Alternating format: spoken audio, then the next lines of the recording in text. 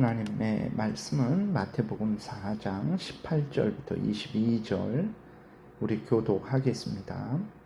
이때부터 예수께서 비로소 전파하여 이르시되 회개하라 천국이 가까이 왔느니라 하시더라. 갈릴리 해변에 다니시다가 두 형제 곧 베드로라 하는 시몬과 그의 형제 안드레가 바다에 금을 던지는 것을 보시니 그들은 어부라. 말씀하시되 나를 따라오라. 내가 너희를 사람을 낚는 어부가 되게 하리라 하시니 그들이 곧 그물을 버려두고 예수를 따르니라. 거기서 더 가시다가 다른 두 형제 곧 세베대의 아들 야고보와 그의 형제 요한이 그의 아버지 세베대와 함께 배에서 금을 깁는 것을 보시고 부르시니 그들이 곧 배와 아버지를 버려두고 예수를 따르니라. 아멘. 기도드리겠습니다. 살아계신 하나님 아버지 감사합니다. 이 시간 하나님 말씀을 전하고 듣습니다. 성령께서 역사하셔서 하나님의 뜻을 잘 알고 믿고 순종해서 하나님 영광을 드러내고 이웃을 유익하게 하고 우리도 참으로 하나님이 주시는 크신 은혜 늘 누리게 도우소서. 감사드리고 예수 그리스도의 이름으로 기도드렸습니다. 아멘. 오늘 본문에서는 이제 예수 그리스도께서 제자들을 부르시는 내용이 기록되어 있어요. 베드로와 안드레, 야고보와 요한을 부르고 계십니다. 베드로의 보게 되니까 이름은 이제 시몬이에요. 18절에 다시 보니까 갈릴리 해변에 다니시다가 두 형제 곧 베드로라 하는 시몬과 그의 형제 안드레가 이렇게 기록이 되어 있어요. 베드로는 시몬이었죠. 시몬은 듣는 것이라는 그러한 의미입니다. 근데 이제 예수 그리스도께서 베드로라 또 이름을 지어주세요. 요한복음 1장 42절에 보게 되면 데리고 예수께로 오니 예수께서 보시고 이르시되 내가 요한의 아들 시몬이니 장차 게바라 하리라 하시니라. 게바는 번역하면 베드로라.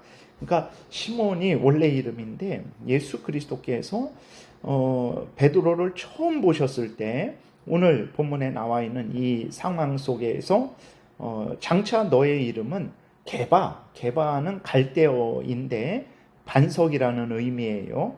그것이 베드로도 반석이라는 의미입니다. 똑같은 의미예요. 그래서 베드로라 미리 이름을 지어주신 거예요. 그러니까 마태복음 16장에서 처음으로 예수 그리스도께서 베드로라는 이름을 지어주신 게 아니고 처음 만났을 때 예수 그리스도께서 시몬을 보시고 너는 장차 베드로라 게바라 할 것이다 라고 이렇게 말씀을 하신 것입니다. 예수 그리스도는 이렇게 베드로를 처음 보셨을 때, 물론 처음 보셨을 때 뿐만이 아니죠. 창세 전부터 이제 베드로가 어떤 일을 할 것이고 어떤 사람이 될 것인지를 다 알고 계셨던 거예요. 그리고 또 예수 그리스도께서 베드로를 그렇게 인도하신 것이죠.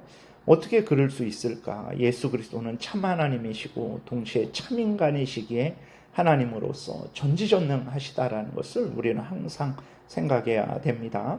그런데 오늘날 예수 그리스도를 단지 인간으로만 보는 사람들이 있어요. 그래서 누구라도 예수님처럼 될 수 있다라고 이렇게 주장을 하죠. 예를 들어서 정치, 그러한 또 경제 이러한 차원에서 운동을 하는 사람들, 그래서 좀 정치 사회의 부조리를 드러내고 개혁하는 사람들, 이러한 사람들을 마치 저 사람이 예수다라고 이렇게 말을 해요. 완전히 잘못된 말입니다. 오늘 본문에서 보셨듯이 예수 그리스도는 참 하나님이시고 동시에 참 인간이세요. 신성과 인성이 한 인격 안에서 연합된 분이십니다. 참 하나님이시고 참 인간으로서 우리의 구주세요. 그러므로 예수 그리스도를 참 하나님이요 참 인간으로 보지 않고 어떤 위대한 인간으로만 보는 것은 성경대로 예수 그리스도를 믿는 것이 아닙니다. 오늘날에 이렇게 예수 그리스도를 그냥 위대한 인간으로만 보는 거죠. 그래서 사회의 불의를 해소하는 것이 마치 예수 그리스도께서 행하시는 일이고 우리도 예수 그리스도께서 행하신 것처럼 사회의 불의를 이제 없애야 된다. 당연히 우리는 이 땅에 하나님의 통치가, 하나님의 나라가 되도록 온 힘을 다해야 됩니다. 그렇다고 해서 예수 그리스도가 단지 사회의 불의를 없애는 일만 하셨냐? 절대 그러지 않습니다. 예수 그리스도는 우리를 죄에서 구원할 자다라고 분명히 성경이 기록하고 있는 것을 우리가 1장에서 살펴봤어요. 그래서 예수 그리스도는 이렇게 모든 일에 있어서 참 하나님이요 참 인간으로서 행하신 일입니다. 우리가 본받을 수 있는 것이 있고 절대로 본받을 수 없는 것이 있어요. 그런데 그런 것들을 다 성경이 말하는 것들을 무시하고 예수 그리스도를 우리가 전적으로 예수 그리스도와 같이 될 수 있다. 우리도 예수 그리스도처럼 될 수 있다라고 그렇게 사람들을 속입니다. 그래서 예수 그리스도를 하나님이 보내주신 죄에서 구원할 자, 지옥에서 건져주시고 천국으로 인도할 자로 믿는 것이 아니고 단지 이 사회의 불의, 정치, 경제, 교육 영역의 불의를 없애는 그러한 위대한 선구자, 활동가로 보는 것은 성경과 완전히 다른 것이라는 것을 기억하고 우리가 주의해야 됩니다. 성경대로 우리는 예수 그리스도를 참 하나님이요 참 인간으로서 우리의 구주시라는 것을 항상 잊지 말아야 됩니다. 그리고 예수 그리스도는 주권적으로 제자들을 부르세요. 19절에 말씀하시되 나를 따라오라 내가 너희를 사람을 낚는 어부가 되게 하리라 하시니 그랬어요. 예수 그리스도께서 베드로에게 나를 따라오라 라고 말씀을 하십니다. 그리고 이제 야고보와 요한에게도 그렇게 말씀을 하시죠. 21절에 거기서 더 가시다가 다른 두 형제 곧 세베대의 아들 야고보와 그의 형제 요한이 그의 아버지 세베대와 함께 배에서 금을 깁는 것을 보시고 부르시니 그들이 곧 배와 아버지를 버려두고 예수를 따르니라 라고 이렇게 기록이 되어 있습니다. 예수 그리스도께서 제자들을 예수님의 뜻대로 부르신 것입니다. 그리고 또 놀라운 것은 예수님이 제자들을 부르실 때 그 조건들, 집안, 학력, 능력, 어떤 공로 이런 것들을 보지 않으셨어요. 베드로가 제자가 된 것은 하나님의 뜻에 의한 것이라는 것을 분명히 드러내는 것입니다. 베드로가 예수님의 제자가 될 만한 어떤 조건이 있어서 절대로 그 조건에 근거해서 부르신 것이 아닙니다. 오늘 우리도 마찬가지죠. 우리가 예수 그리스도를 믿고 예수 그리스도를 따르는 사람들이 된 건 역시 하나님의 주권적인 뜻이라는 것을 우리는 항상 잊지 말아야 됩니다. 하나님의 은혜예요. 우리의 주권, 공로에 의해서 부름받은 것이 아닙니다. 그러면 우리가 질문할 수 있습니다. 그러면 교회의 직분자를 아무나 세워도 되는 것입니까? 절대 그럴 수는 없습니다. 하나님께서 예수 그리스도께서 분명히 성경을 통해서 그 조건을 우리에게 알려주셨어요. 그럼 우리도 조건을 보고 이제 교회의 직분자가 되는 것 아닙니까? 그 사람의 그 조건이 중요한 것 아닙니까? 라고 말할 수 있어요. 첫 번째로 그 조건은 내가 만든 것이 아니죠. 하나님의 은혜로 내가 창세전부터 예정되어서 하나님의 은혜로 준비된 것이라는 것을 잊지 말아야 됩니다. 예를 들어서 목사를 세울 때에도 그 디모데 전서 3장에 그 조건이 있어요. 교회의 직분자를 세우는 조건이. 그랬을 때 다른 사람은 이 조건에 안 들고 나는 이 조건에 드니까 내가 저 다른 사람보다도 더 훌륭한 것 아닌가 생각하면 안 돼요. 왜 그렇습니까? 내가 그 조건에 드는 것도 하나님의 은혜예요.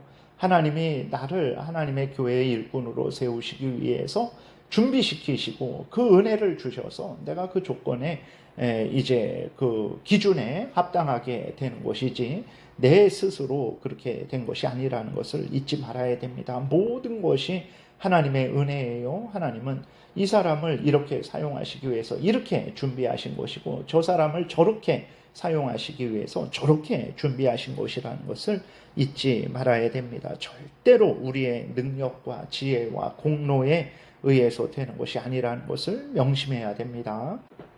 그리고 베드로를 왜 부르셨습니까? 예수님이 사람을 낚는 어부로 만드시기 위해서 부르셨다라고 말씀하셨어요. 사람을 낚는 어부라는 것은 이제 예수 그리스도의 복음을 전해서 하나님의 택한 백성들로 하나님께 돌아오게 하는 일꾼으로 예수 그리스도께서 사용하시겠다라는 거죠. 사도로 사용하시기 위해서 예수님이 베드로를 또 야고보와 요한을 부르셨다라고 이렇게 말씀을 하고 있습니다. 그런데 앞에서도 우리가 살펴본 대로 그럼 예수님의 일꾼으로, 예수님의 제자로, 사도로 이제 사용하시려면 똑똑한 사람, 능력 있는 사람을 왜 사용하시지 않고 조건 없이 예수님의 뜻대로 부르셨을까?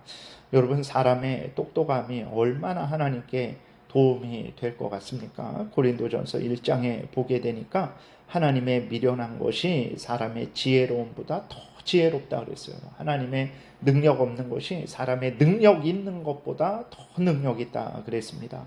사람의 똑똑함이 하나님께 도움되지 않아요. 두 번째로 예수님은 전능하시기 때문에 제자들을 예수님의 사도로서 능히 만들어 가실 수 있기 때문에 그런 것입니다. 그리고 또 세 번째로 하나님의 뜻은 무엇입니까? 역시 고린도전서 1장에서 보듯이 세상에 미련한 자들을 택하셔서 세상에 지혜로운 자들을 부끄럽게 하시는 거죠. 세상에 무능한 자들을 택하셔서 세상에 능력 있는 자들을 부끄럽게 하시는 거예요. 그러니까 모든 것이 하나님의 주권 하에서 되어지는 것이다. 사람에 의해서 되어지는 것이 아니다. 라는 것을 드러내시기 위해서 그런 것이죠. 그렇기 때문에 예수 그리스도께서 이제 조건을 보지 아니하시고 사람들을 예수님의 사도로 부르신 거예요. 그러므로 우리도 마찬가지입니다. 우리의 조건들을 자랑할 것이 아니고 우리가 이렇게 된 것이 다 하나님의 뜻이요, 하나님의 은혜요, 하나님의 능력으로, 성령의 능력으로, 예수 그리스도의 십자가 보혈 공로로 된 것이라는 것을 항상 기억하고 이 하나님을 자랑해야 되는 것입니다. 그 다음에 베드로와 안드레는 이제 또 야고보와 요한은 예수님이 명령하셨을 때 즉시로 순종했어요.